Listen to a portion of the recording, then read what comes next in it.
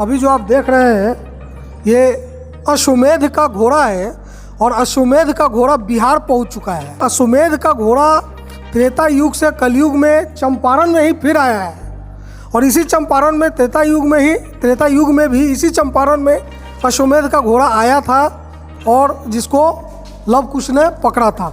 और लेकिन कलयुग में भी एक बार फिर यही अश्वमेध का घोड़ा आया है। क्यों आया है, क्या कारण है, पूरी कहानी क्या है, ये हम बात करेंगे डॉक्टर शंभुनाथ सिकारिया जी से और बताएंगे कि इस अश्वमेध के घोड़े की कहानी क्या है। अश्वमेध यज्ञ पूर्व में राजा लोग करते थे, क्योंकि प्रजातांत्रिक नहीं था, लोकतांत्रिक राजतंत्र था।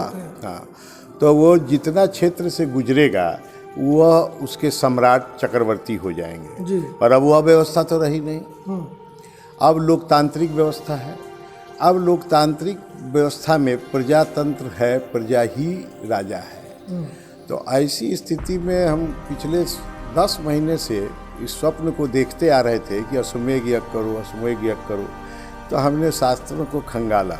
तो अश्वमेध यज्ञ का अर्थ है कि जो घोड़ा छोड़ा जाता था, एक तो वो प्रॉब्लम था, तो अब उसको छोड़ना नहीं था।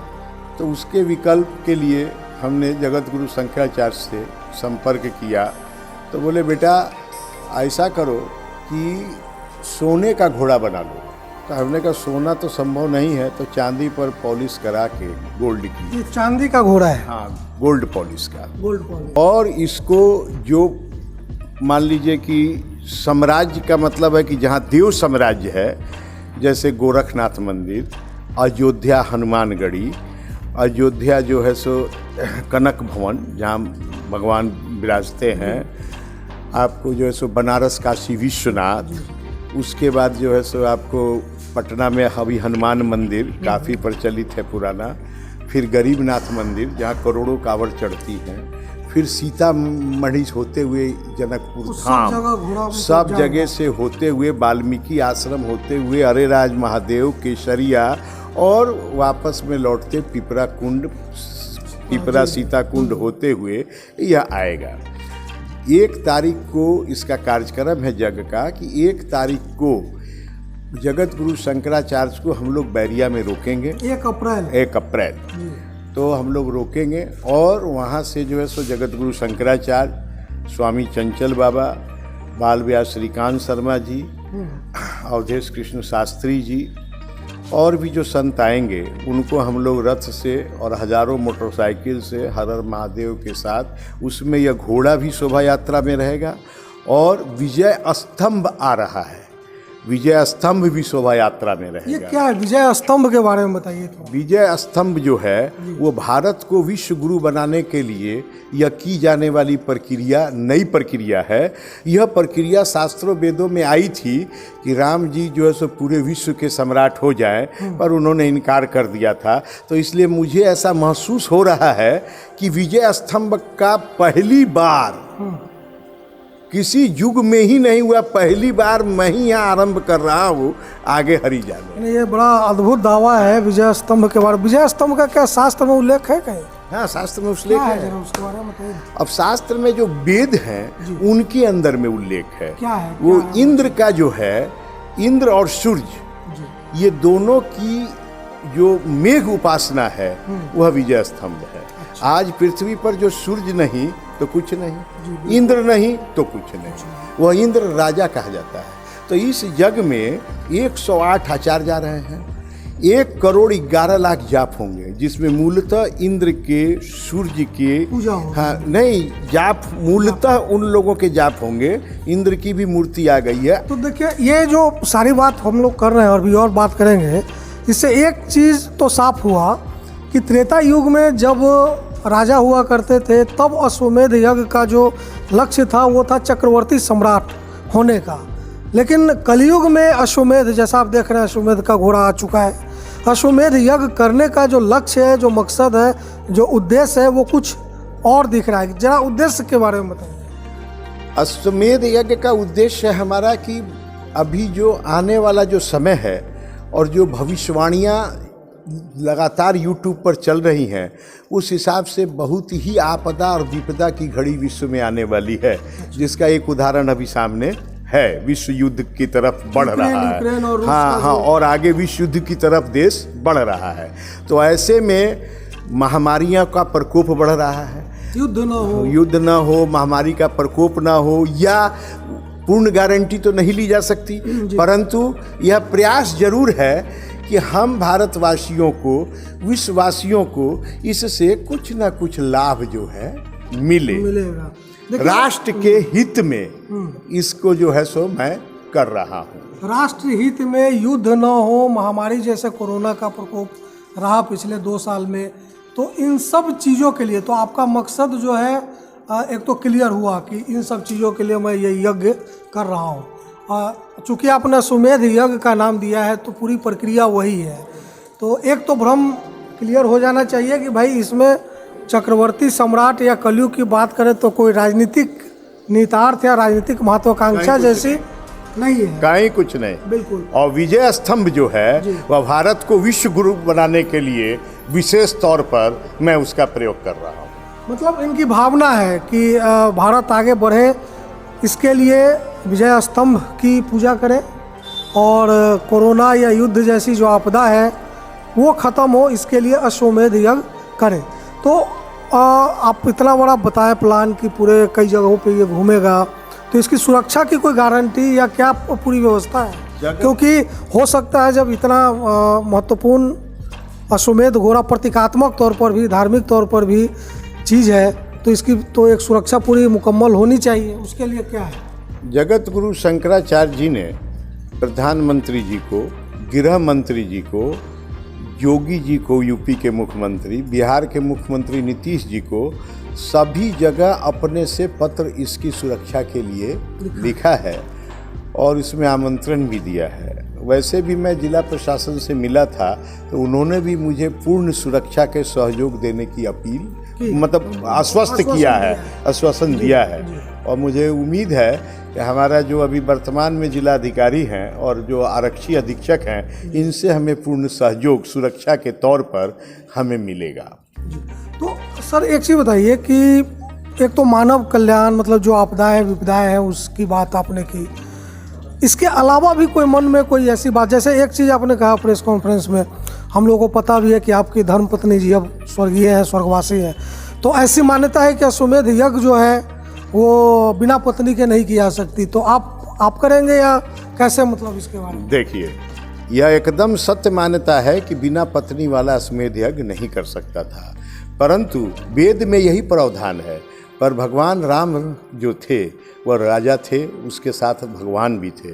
भगवान ने वशिष्ठ जी से यह बात प्रेरणा की कही, तो उन्होंने कहा कि तुम नहीं मानोगे तो तुम प्रभु हो, तो सोने की सीता का प्रपोजल उन्होंने दिया था और सोने की सीता जो है बना करके उन्होंने यज्ञ किया था। तो आपने भी कुछ ऐसा किया? मैंने भी अपनी पत्नी की चांदी पर गोल्ड प्लेटेड मूर्ति बनवा के मंगवा ली है और उसी के साथ में जो है यह यज्ञ करूँगा। एक सवाल सर और मतलब मेरे दिमाग में भी है कि चूंकि मैंने शुरू में कहा कि चंपारण में त्रेता युग में भी अश्वमेध का घोड़ा आया था वाल्मीकि नगर में, जहाँ लव कुश ने उसे रोक लिया था।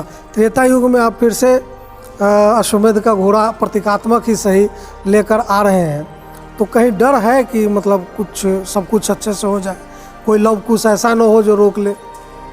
देखिए, प्रभु की कृपा प्रभु जाने, उन्होंने मुझे प्रेरणा दी है।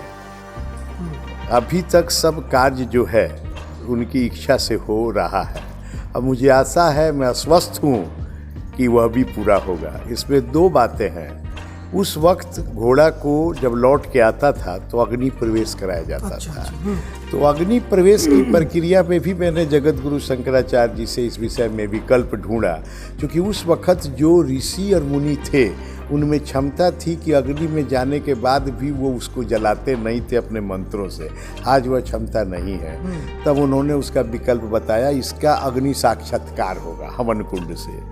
फिर तीसरी इसमें एक बहुत बड़ा व्यवधान आ रहा था कि जो घोड़ा लौट के आता था उसको राजशाही ठाठ बाट में जो है रखा जाता था। जब तक वह जीवित है। तो वो व्यवस्था तो यहाँ हो नहीं सकती थी, परंतु उसका भी विकल्प हम लोगों ने आपस में उनसे मिल के लिया कि जब यह लौट के आएगा तो इसको हमारे मंदिर में प्राण प्रतिष्ठा करके स्थापित कर दिया जाएगा। तो विजय स्तंभ भी स्थापित कर दिया जाएगा। तो जब तक यह मंदिर रहेगा तब तक पूजा पाठ इसका होता रहेगा, यह जीवंत प्राण प्रतिष्ठित रहेगा। और युधिष्ठिर जी ने भी प्रयास किया था अश्वमेध यज्ञ करने का, परंतु पत्नी का जो हिसाब किताब था 1 और 5 का वो नहीं बैठा, तो उन्होंने राजस्व यज्ञ किया। अब मैं आपको एक बात यहाँ और स्पष्ट कर देता हूँ, यज्ञ हजारों रोज हो रहे हैं, कोई किसी का कुछ नाम दे दे, कोई किसी का कुछ नाम दे दे, पर शास्त्रीय विधि से पहला अश्वमेध यज्ञ राम जी के बाद आपके पास हो रहा है, कलयुग में हो रहा है। और पहला युधिष्ठिर के बाद राजस्व यज्ञ 1773 में जयपुर को बसाने के क्रम में महाराज ने किया था। अब इस यज्ञ के बाद, सफलता के बाद, मैं प्रयास करूंगा या अपने बेटे को या उत्तराधिकारी को बता के जाऊंगा कि अगला राजस्व यज्ञ करें। सर, इस तरह के यज्ञ का नाम सुनकर लगता है कि लोगों को आमतौर पर लगता है कि कोई राजनीतिक महत्वाकांक्षा या इस तरह की बात, तो ये तो आपने क्लियर कर दिया कि ऐसा कुछ नहीं है, मानव कल्याण और ये सब की बातें हैं।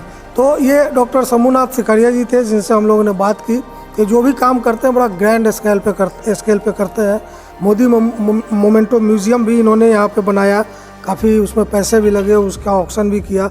ठीक उसी तरह आप ये देख रहे हैं, घोड़ा भी बड़ा खूबसूरत अश्वमेध का घोड़ा है, और इसके धार्मिक या अन्य किसी बिंदुओं पर न भी जाए तो एक जो मानव कल्याण कह ले कि इस वक्त की जो स्थिति है भारत की या पूरे विश्व की, कोरोना आपदा युद्ध को लेकर के, वैसी स्थिति में हवन यज्ञ या एक ऐसे विचार को लेकर आना जिसमें मानव कल्याण की इच्छा की मंशा छुपी हुई हो, ये इसकी सराहना ही की जानी चाहिए। Thank you very much sir. इसमें एक बात और बता दूं कि मानव कल्याण की जो सब मतलब हमारी भावना है उसका प्रमुख कारण और प्रत्यक्ष प्रमाण दे रहा हूँ। मैं आमंत्रण के साथ अश्वमेध यज्ञ में आम जनता को निःशुल्क पर्ची भेज रहा हूँ कूपन की, कि वह अपने परिवार के साथ स्नान ध्यान करके आवे और इसमें निःशुल्क हवन आहुति दे। इसलिए दे कि उनकी हवन आहुति दी हुई उनकी आत्मा की प्रेरणा से यह यज्ञ और शक्तिशाली और मजबूत रूप में उभरेगा। जनता की अधिक से अधिक भागीदारी हो। और आप लोगों से भी मैं यही चाहूँगा कि अधिक से अधिक शुद्ध रूप में जनता आवे और 5-5 हवन आहुति जरूर दे, कोई शुल्क नहीं है। हाँ जमुना जी, आप बताइए अब कैसी तैयारी अभी से कर रहे हैं, चल रही है? मतलब 2 से 9 अप्रैल है ना, तब तो बहुत कम समय है, 1 महीना है। आप जरा बताइए क्या क्या तैयारी हो गई है, क्या क्या बची हुई है? तैयारियां काफ़ी हो चुकी है, घोड़ा आपके सामने है जी। और माँ की मूर्ति बन के आ गई है। हाँ, वो भी हम लोगों ने दिखाया अभी सब लोगों ने जी। और तैयारियां चल रही है। अब ऋषि मुनि संत लोग आने वाले हैं, उनके भी टिकट बन चुके, करीब 125 आपको ऋषि आने वाले हैं जो पूजन पाठ का कार्य करेंगे। अच्छा। हवन कुंड बनेगा। शंकराचार्य जी आ रहे बनारस से, हमारे गुरु जी आ रहे हैं, बाल व्यास श्रीकांत शर्मा जी आ रहे हैं, शास्त्री जी आ रहे हैं जो 150 ब्राह्मण के साथ रहेंगे, चंचल बाबा मोतिहारी। मतलब पूरी तैयारी वारी हो गई है? हाँ, तैयारी काफ़ी हो चुकी है, काफ़ी अच्छा होगा। हाँ चलिए, बहुत बहुत मतलब अग्रिम बधाई हम लोगों की तरफ से, फाइनल पोस्ट की तरफ से कि काफ़ी अच्छा सफल ये आयोजन हो। Thank you very much sir, आपने समय दिया। अब देखते रहिए फाइनल पोस्ट, और डेट याद कर लीजिए 2 अप्रैल से 9 अप्रैल के बीच में डॉक्टर शंभुनाथ सिकारिया जी ने एक जी सबसे मुख्य बात है कि 2 अप्रैल को इस यज्ञ के बारे में सभी संत जगत गुरु शंकराचार्य के साथ नगर भवन के प्रांगण में आम जनता को संबोधित करते हुए इस घोड़े को हरी झंडी दिखाकर रवाना करेंगे। मतलब 2 अप्रैल को नगर भवन टाउन हॉल से ये घोड़ा मानव कल्याण हेतु पूरे इलाके में जो रूट इन्होंने बताया वहाँ का भ्रमण करने जाएगा और फिर वापस आकर यहाँ पे इसकी प्राण प्रतिष्ठा होगी। 2 अप्रैल से 9 अप्रैल डेट याद रखिए। डॉक्टर सिकारिया ने आप सभी लोगों के लिए खुला निमंत्रण दिया है कि आप आएँ और इस यज्ञ में शामिल हो। फिलहाल इस बीच जो भी खबर होगी इससे जुड़ी हुई हम आपके लिए लाते रहेंगे। देखते रहिए फाइनल पोस्ट। नमस्कार।